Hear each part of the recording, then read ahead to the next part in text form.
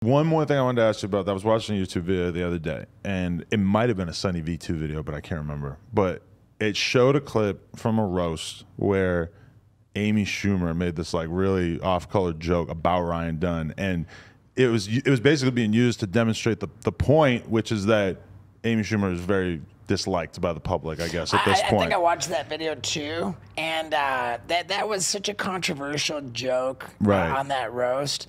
And to be fair, it wasn't a joke about Ryan Dunn at all. Like, this is true, yeah. Like what the joke was you're a piece of shit. Yeah, the joke was, hey, I'm sorry that you lost your friend. There was nothing inappropriate about that, you know? And, you know, like, I was thinking with, like, everyone else, man, why did it have to be O Dunn? Why couldn't it have been Steve-O, you know? Right. So the joke was, like, Steve-O, I wish you were dead. Everyone wishes you were dead. I mean, I don't know. Like, that's not, I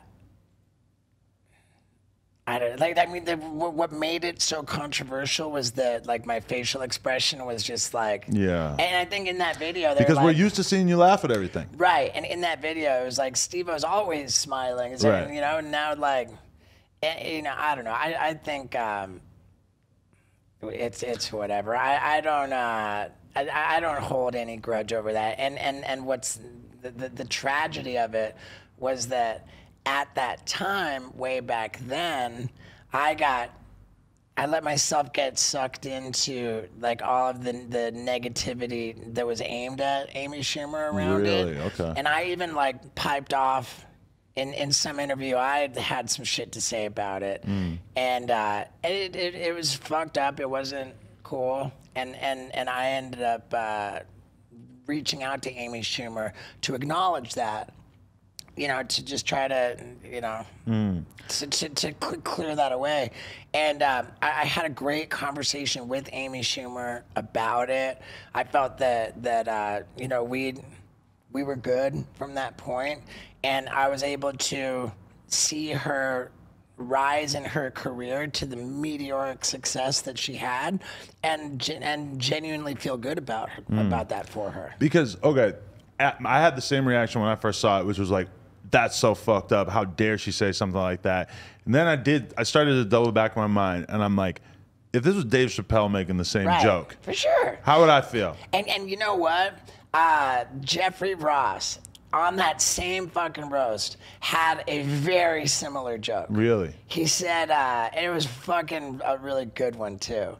He said, you know, hey, like, you know, in all seriousness, the Jackass family has suffered a real tragedy lately. We wanted to say our hearts go out to them. You know, they've suffered this terrible tragedy. Steve-O has gotten into comedy. That's funny. Yeah, I mean, the super similar joke is just that one was just a better joke. Right. That's funny. Yeah. Yeah, nobody was mad at him, and so yeah, I don't know.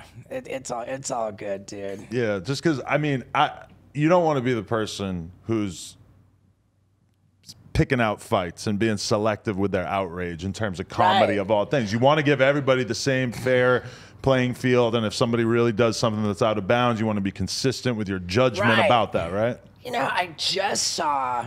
Like some fucking like TikTok or something. It's a story in the news cycle right now about how Metallica was featured on the show Stranger Things. Right.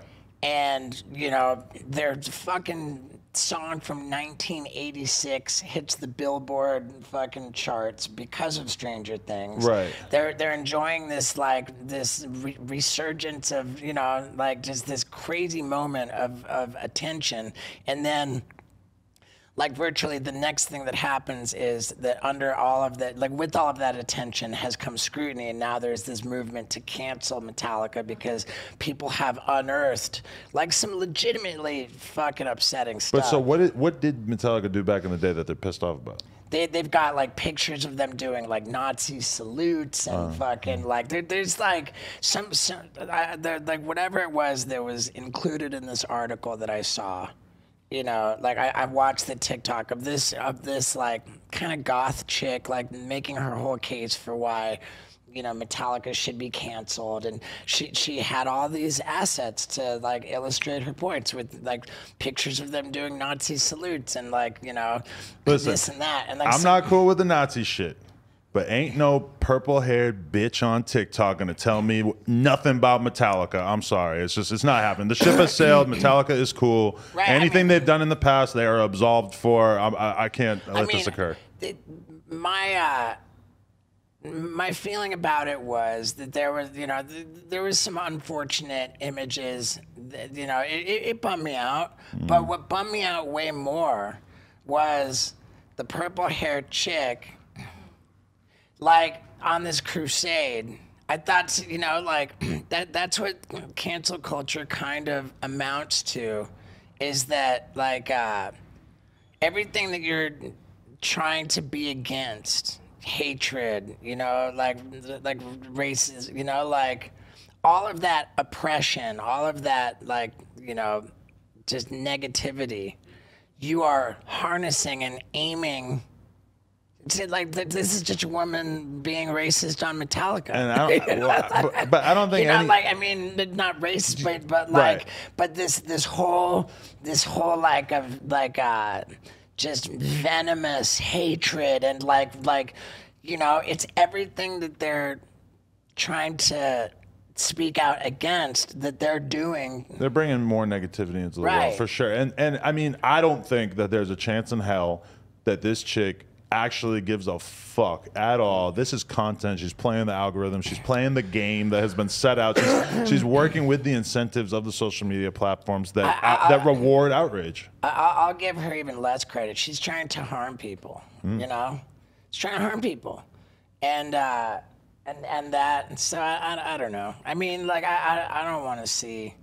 I've never been fucking down with any shit like that. Like I don't know. Yeah, Ryan Long told me that when comedians try to cancel each other, that it's like when rappers snitch on each other. Oh, yeah. Like when I explained to him basically why none of the rappers fuck with 6ix9ine anymore, he was like, damn, that's like when a comedian tries to cancel somebody on Twitter and then they just show up at the club like it's all good the next day and we're all just giving them the stink eye. I'm like, that does sound about right. Wow, dude. All right, people, we just hit 300,000 subscribers. You know we're trying to hit 400,000 subscribers. So that little red button, tap it, tap in. Appreciate y'all.